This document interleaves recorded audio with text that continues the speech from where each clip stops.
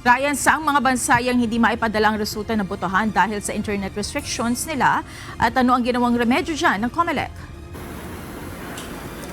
Monica, kinailangan pang pumunta sa pinakamalapit na embahada ng mga overseas voting officer sa pinakamalapit na embahada para doon i-transmit yung mga COC dahil nga doon sa internet restrictions sa kanilang mga bansa.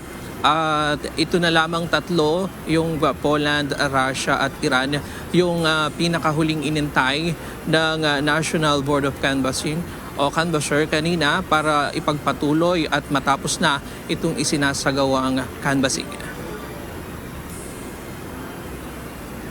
Sabi ng COMELEC na ikonsidera na nila ang problemang ito.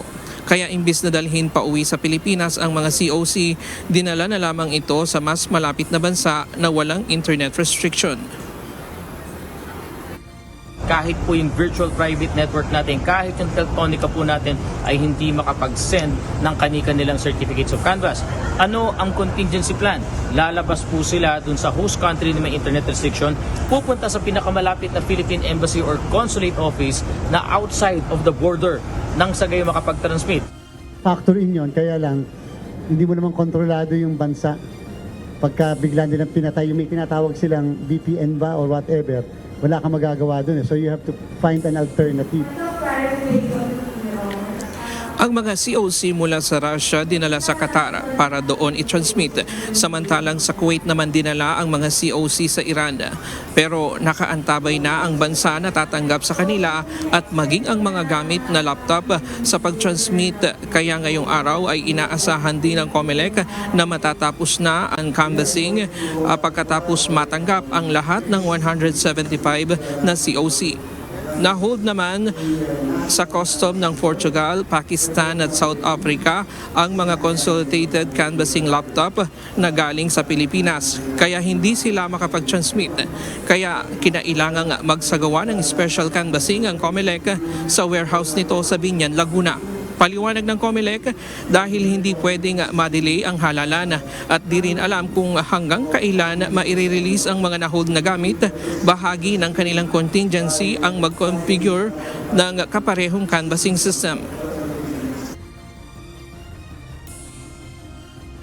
Kagandahan nga po na tayo po ay naka-internet voting sa mga bansa na yan, part ng contingency po natin dito ay mag-configure ng kaparehong consolidation and canvassing system, i-extract ang data ng internet voting sa mga bansa na yan through the Amazon Web Services na nasa cloud. Nandiyan yung mga balota, nandiyan yung mga ER. In-extract po nila, napasok doon sa consolidation and canvassing system, nakapag-generate po ng certificates of canvass at nakatransmit po sila. Itinuturing naman ng Commission on Election na may pinakamataas na voters turnout sa kasaysayan ng midterm election sa bansa ang katatapos na halalan. Umabot sa 81.65% ang mga bumoto mula sa 68,431,956 na rehistradong botante. Sabi ni Chairman Garcia, maia-attribute ito sa paglabas ng mga kabataan para bumoto. Bagamat madami ding mga senior citizens ang lumabas sa unang 2 oras ng halalan na umabot sa mahigit 3 milyon. Kabataan. Hindi ko pa nalalaman yung whatever, pero base sa initial natin pagtingin, talagang dumagsa ang kabataan sa pagboto nitong nakaraang 2022 elections. Yung boses nila, gusto ng sambayanan na mapakinggan. Monica, sa ngayon ay kasalukuyan ng kinakanvas yung mga COC galing sa Iran at Poland.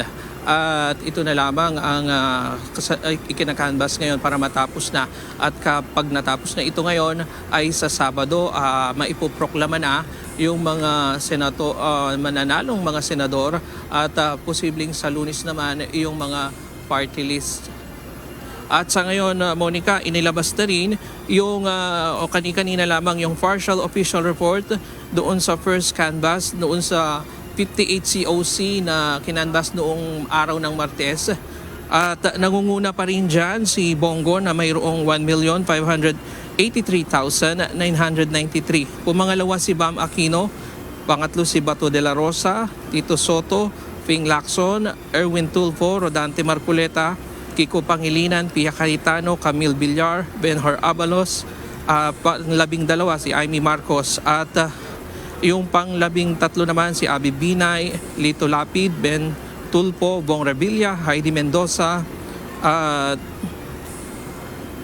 si Bosita ang pang-18 at pang-19 si Manny Pacquiao at si Jimmy Bondok.